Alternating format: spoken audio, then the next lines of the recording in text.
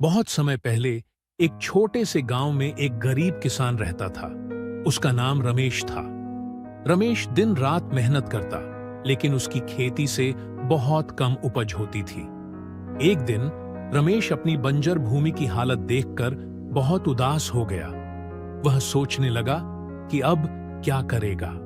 तभी उसके सामने एक बूढ़ा साधु प्रकट हुआ। साधु ने रमेश से पूछा, क्यों उदास हो पुत्र? रमेश ने अपनी सारी परेशानियां साधु को बता दी। साधु ने मुस्कुराते हुए कहा, चिंता मत करो, मैं तुम्हारी मदद करूंगा। साधु ने अपनी झोली से एक चमकती हुई सोने की छड़ी निकाली और रमेश को दी। रमेश ने पूछा, यह क्या है बाबा? ये एक चमत्कारी छड़ी है। इसे अपने खेत में लगाओ और जो कुछ भी तुम चाहते हो वह उग आएगा। लेकिन याद रखना, यह छड़ी सिर्फ नेक दिल और मेहनती लोगों के लिए काम करती है। रमेश ने साधु को धन्यवाद दिया और छड़ी को अपने खेत में लगा दिया। उसने सोचा, अगर यह सच में काम करती है तो मैं सबसे पहले गेहूं उगाऊंगा।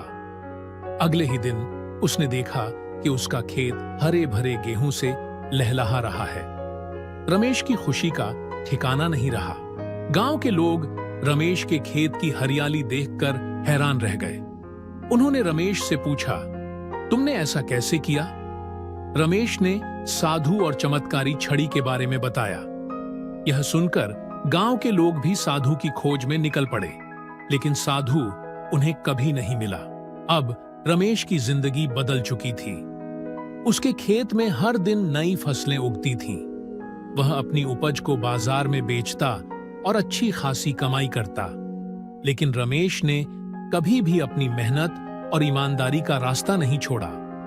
उसने गांव के गरीब और जरूरतमंद लोगों की मदद भी की। एक दिन गांव में एक बड़ा अकाल पड़ा। सभी लोग भूखे प्यासे हो गए।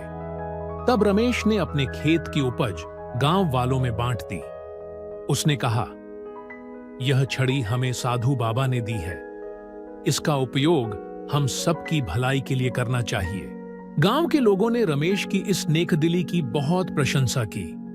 धीरे धीरे गांव में फिर से हरियाली लौट आई और सब लोग खुशहाल हो गए। रमेश की ईमानदारी और मेहनत की वजह से पूरा गांव खुशहाल बन गया था। समय बीतता गया। एक दिन रमेश के बेटे मोहन को उस चमत्कारी छड़ी के बारे में पता चला। उसने सोचा, पिताजी ने तो इस छड़ी का पूरा फायदा नहीं उठाया। मैं इससे और भी बड़ा करिश्मा कर सकता हूं। मोहन ने छड़ी को खेत से निकालकर सोने के सिक्के बनाने की सोची। जैसे ही उसने छड़ी को खेत से निकाला, खेत की सारी हरियाली गायब हो गई। फसलें सूखने लगीं और जमीन बंजर हो गई। मोहन को अपनी गलती का एहसास हुआ, लेकिन तब तक बहुत देर हो चुकी थी। वह दौड़ता हुआ अपने पिताजी के पास गया और अपनी गलती की माफी मांगी।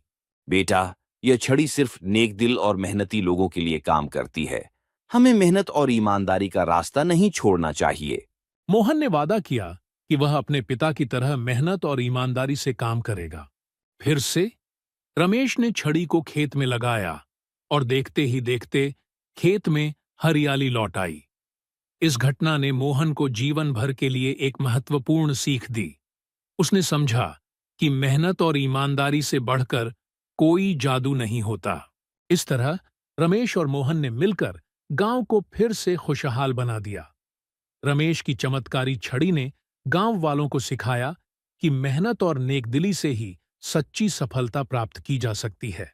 और इस तरह गांव के लोग रमेश की कहानियों को सुनकर प्रेरित होते रहे और अपनी मेहनत से खुशहाल जीवन बिताने लगे। यह कहानी हमें सिखाती है कि असली जादू मेहनत, ईमानदारी और दूसरों की भलाई में है।